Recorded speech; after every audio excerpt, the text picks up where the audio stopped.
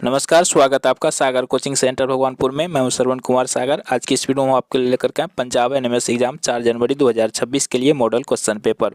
तो इस वीडियो में हम क्वेश्चन नंबर 17 से आगे के प्रश्नों को हल करेंगे, क्योंकि पिछले वीडियो में हम क्वेश्चन नंबर 1 से लेकर 16 तक के प्रश्नों को हल करके बताए थे। तो जो भी बच्चे उस वीडियो को नहीं देखे हैं तो ज़रूर देख लीजिएगा। चलिए, तो इसमें हम आगे शुरू करते हैं। सबसे पहले आप लोगों को नववर्ष 2026 की हार्दिक शुभकामनाएँ हमारी तरफ से और हमारे टीम की तरफ से। चलिए, अब हम लोग क्वेश्चन को सॉल्व करते हैं। काफ़ी हेल्प मिलेगा आपको एग्जाम में इन प्रश्नों को देखने के बाद। तो चलिए सीखते हैं क्वेश्चन नंबर 17 से आगे के प्रश्नों को। इन सभी प्रश्नों को हमने हल करके बता दिया था, तो जो भी बच्चे नहीं देखे हैं तो देख लीजिएगा।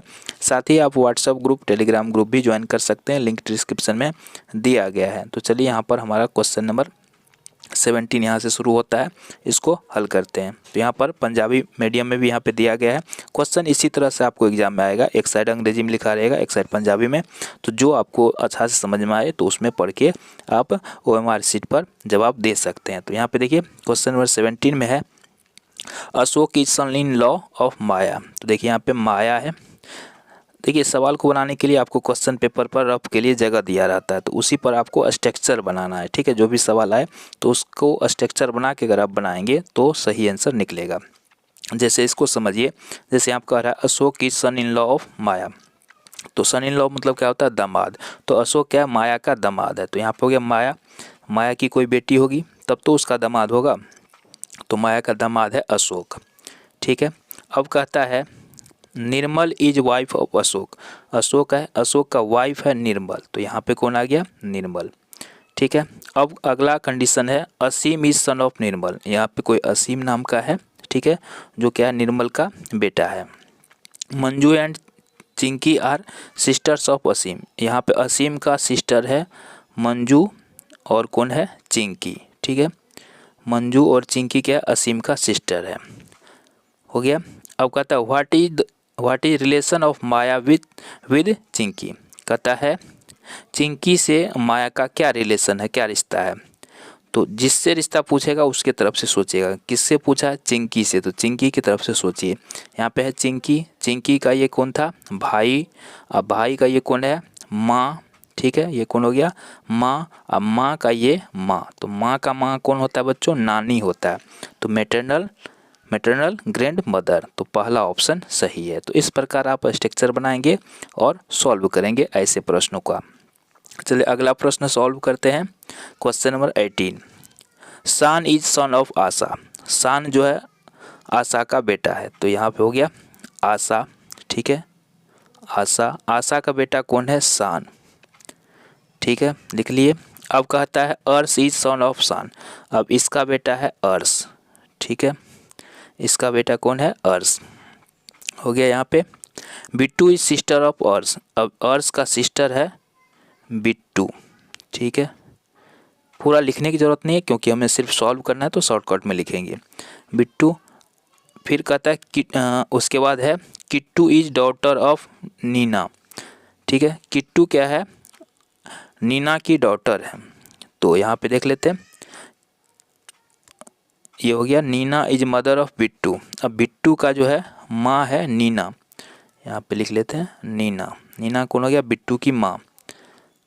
और उसके बाद एक और है Kittu is daughter of Neena. अब नीना का डॉटर है किट्टू। ठीक है, किट्टू। और इसके बाद what is the relation of Asha with Kittu. तो किट्टू से जो है आशा का क्या रिलेशन है वो पूछा किट्टू से, तो किट्टू की तरफ से सोचिए। किट्टू की ये होगी माँ, माँ का बेटी तो बहन हो गया, बहन का ये क्या हो गया? भाई। अब भाई का पिता, तो पिता हुआ। अब पिता की माँ, तो पिता की माँ होगी दादी, है ना? क्या हो गई? दादी। तो दादी को कहाँ है? Grand mother. तीसरा ऑप्शन यहाँ पे सही होगा। तो इस प्रकार आप आराम से बना सकते हैं। आइए अगला प्रश्न करते हैं। क्वेश्चन नंबर 19 में है in the day before yesterday व संडे। देखिए यहाँ पे कहता है in the day before, before मतलब पहले, यस्टरडे मतलब बीता हुआ कल। तो यहाँ पे संडे, तो यहाँ पे क्या कहता है? संडे। संडे कब था? तो ये कहता है in the day before yesterday, यानी कल से पहले का दिन संडे था। तो ये हो गया संडे कल, है ना? पिछला कल, यहाँ पे बीता हुआ कल। तो यहाँ पे हो गया आज, आज से पहले यस्टरडे यानी बीता हुआ कल, उससे पहले था यहाँ पे संडे। तो देखिए अगर परसों यहाँ पे यानी पिछला बीता हुआ कल और कल से पहले था संडे, तो यहाँ पे कौन सा दिन हो गया, तब यहाँ पे हो जाएगा मंडे, संडे के बाद मंडे। तो आज कौन सा दिन हो गया यहाँ पे, ट्यूसडे। ठीक है, आज कौन सा हो गया, ट्यूसडे, मंगलवार। फिर पूछता है what is the day after tomorrow, तो कहता है कल, यानी टुमारो मतलब आने वाला कल, तो कल के बाद कौन सा दिन होगा, ये कौन सा दिन होगा ये पूछता है। तो आज हो गया यहाँ पे मंगलवार, ट्यूसडे। तो अगला होगा मंगलवार के बाद वेडनेसडे यानी बुधवार, और बुधवार के बाद क्या होगा, थर्सडे। ठीक है, थर्सडे। तो थर्सडे देखिए किस ऑप्शन में है, आपको पहला ऑप्शन में है, तो यहाँ पे पहला ऑप्शन सही है। ठीक है, समझ में आया है क्वेश्चन। देखिए फिर से बता देता हूँ, यहाँ पे कहता है यस्टरडे बिफोर वाज संडे, यानी कल से पहले, यस्टरडे में बीता हुआ कल, तो कल से पहले संडे था, तो उससे तो कल हो गया मंडे बीता हुआ कल में, तो आज हो गया मंगलवार। फिर कहता है तो कल के बाद कौन सा दिन आएगा, तो मंगलवार के बाद यहाँ बुधवार, उसके बाद गुरुवार, जिसको हम लोग कहते हैं अंग्रेजी में थर्सडे। ठीक है, चलिए यहाँ पे अगला प्रश्न लेते हैं। A cube of a side 18 cm cut into a small cubes of side 6 cm। ठीक है, 6 centimetre. How many small cubes can be formed, तो यहाँ पे छोटे घनों की संख्या पूछता है कितने घन उससे बनेंगे। तो इसका फॉर्मूला होता है छोटे घनों की संख्या बराबर, है ना, ये होता है बड़े घन का आयतन बट्टा छोटे घन का आयतन। तो बड़ा घन का आयतन बराबर क्या होता है, भुजा क्यूब। ठीक है, एक क्यूब होता है घन का आयतन बराबर। तो यहाँ पे पहले कितना दिया था, बड़ा वाला का 18, तो एक क्यूब मतलब हो गया 3 बार गुना। ठीक है, और फिर छोटा वाला का है 6 सेंटीमीटर, तो 6 इंटू 6 इंटू 6। ठीक है, 6 तिया 18, 6 तिया 18, 6 तिया 18, तो 3 तिया 9 तिया 27 घन उससे बनेंगे। तो तीसरा ऑप्शन सही है। तो छोटे घनों की संख्या याद रखना, बड़े घन का आयतन बटे छोटे घन का आयतन। तो इस सूत्र से आप निकाल सकते हैं।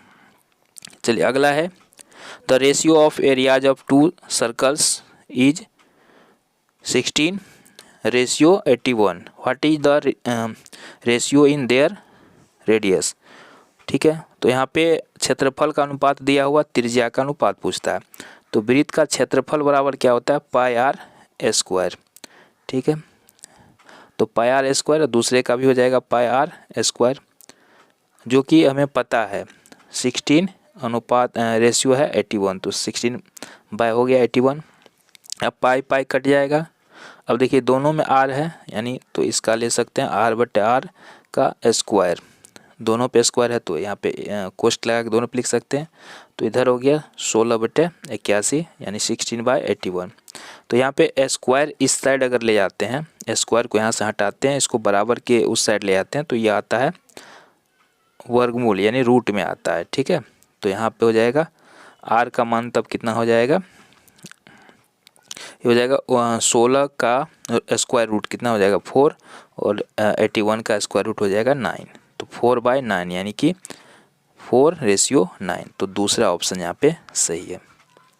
चलिए अगला प्रश्न है the month November of a year start with Friday. देखिए नवंबर महीना का पहला दिन यानी 1 नवंबर को कहता है, 1 नवंबर को फ्राइडे है। सवाल कर रहा है 1 नवंबर को क्या है, फ्राइडे। ठीक है, कहता है which is the first day of December, तो कहता है 1 दिसंबर को कौन सा दिन होगा। देखिए 1 नवंबर को शुक्रवार है, फ्राइडे है, तो 1 दिसंबर को कौन सा दिन होगा। तो इसको हम कैसे निकालेंगे, तो इसके लिए आपको कैलेंडर रीजनिंग आना चाहिए। तो कैलेंडर रीजनिंग पर हम वीडियो बना चुके हैं, 1 घंटा का वीडियो है। ठीक है, तो उसको आप देख लीजिएगा, पूरा सभी टाइप्स का उसमें बताए हैं। ठीक है, तो यहाँ पर थोड़ा सा हम बता देते हैं ताकि आपको समझ में आ जाए। तो यहाँ पे देखिए 1 नवंबर से 1 दिसंबर के बीच के दिनों का कोड निकालना है। तो नवंबर में 1 नवंबर तो बीत गया, बचा 30 दिन का महीना होता तो बचा 29 दिन। नवंबर महीना में कितना दिन बचा, 29, क्योंकि आगे जा रहे हैं। कोड निकालने के लिए 7 से भाग देना, जो शेष बचेगा, रेस्ट बचेगा, वही कोड होता है। तो 7 चुके 28, 1 बच जाएगा शेष। और दिसंबर महीना में कितना दिन लेना है, 1 दिन, तो 1 कितना हो गया 2, तो 2 दिन बढ़ जाएगा। तो शुक्रवार है तो शनिवार रविवार यानी संडे आएगा। कौन सा दिन आएगा? संडे। तो पहला ऑप्शन सही है। आइए अगला प्रश्न करते हैं। If the January 2024 was Monday. देखिए 1 जनवरी को कहता है, 1 जनवरी 2024 को कहता है मंडे है, यानी सोमवार है। तो फिर कहता है 1 जनवरी 2025 को कौन सा दिन होगा? तो ये हो गया वर्ष का अंतर वाला सवाल। 1 जनवरी 2024 को था मंडे, तो 2025 को कौन सा होगा? तो वर्ष का अंतर तो 1 साल का अंतर है, तो एक ये हो गया। चूँकि यहाँ पे 2024 है और यहाँ पे जनवरी से ही शुरू है, तो फरवरी का भी गिनती होगा। और 2024 क्या लीप वर्ष है, तो लीप वर्ष में क्या होता है? फरवरी महीना में 29 दिन होता है ना। तो यहाँ पे एक लीप वर्ष है इसके बीच में, तो एक लीप वर्ष के लिए जोड़ेंगे। एक एक हो गया 2, 1 1 2, ठीक है। तो 2 दिन बढ़ेगा, तो यहाँ मंडे था, तो मंडे के बाद ट्यूसडे, वेंसडे, तो यहाँ पे आ जाएगा वेंसडे। तो ये हो जाएगा आपका दूसरा ऑप्शन यहाँ पे सही होगा। अगला प्रश्न देखिए, which of the following years in a leap year. इसमें से लीप ईयर कौन है? तो देखिए यहाँ पे सभी शताब्दी वर्ष है, तो शताब्दी वर्ष में सेंचुरी ईयर है। तो इसमें क्या होता है, लीप वर्ष कौन है पता लगाने के लिए 400 से डिवाइड करना होता है, ठीक है। तो देखिए इसमें कौन ऐसा संख्या है जो 400 से कटेगा। बाकी वर्ष में शताब्दी वर्ष ना हो तो उसमें 4 से भाग देके चेक करते हैं लीप ईयर है कि नहीं। कट जाता है 4 से तो लीप ईयर है, नहीं तो नहीं है। और शताब्दी वर्ष हो तो 400 से भाग देना चाहिए, तो ये कटेगा दूसरा वाला, है ना। तो यहाँ पे 24 का दूसरा ऑप्शन सही है। अगला प्रश्न है, if the 25 December in a year is Wednesday. देखिए 25 दिसंबर को कहता है वेंसडे है, ठीक है, बुधवार है। तो देन नंबर ऑफ ट्यूसडे यानी मंगलवार जो है, यहाँ पे हो गया ट्यूसडे, कितना ट्यूसडे होगा उस दिसंबर महीना में? तो यहाँ पे तो ये देखिए अगर 25 को क्या है बुधवार था, तो मंगलवार हो जाएगा कितना तारीख को? 24 तारीख को, ठीक है। तो 24 को हो गया आपको मंगलवार। तो 24 को अगर मंगलवार है तो उससे 7 दिन पहले होगा फिर मंगलवार। तो 24 में से 7 गया 17, यानी 17 दिसंबर को मंगलवार होगा। एक तो 24 दिसंबर को हो गया, 24 34 से 31, एक तो 31 तारीख को हो जाएगा। 17 में से 7 गया 10, एक 10 तारीख को होगा, 10 में 7 गया 3। तो देखिए 3 तारीख को मंगलवार होगा, फिर 10 तारीख को होगा, 17 तारीख को होगा, 24 को भी होगा और 31 को होगा। तो टोटल कितने हो गए? 5 जो है इसमें मंगलवार होगा, ठीक है। तो यहाँ पे तीसरा ऑप्शन सही है। चलिए इससे आगे के जो प्रश्न है क्वेश्चन नंबर 26 से आगे के प्रश्नों को हम अगले वीडियो में हल करके बताएंगे। इसलिए चैनल पर तो सब्सक्राइब जरूर कीजिए, वीडियो को लाइक कीजिए, शेयर कीजिए। धन्यवाद।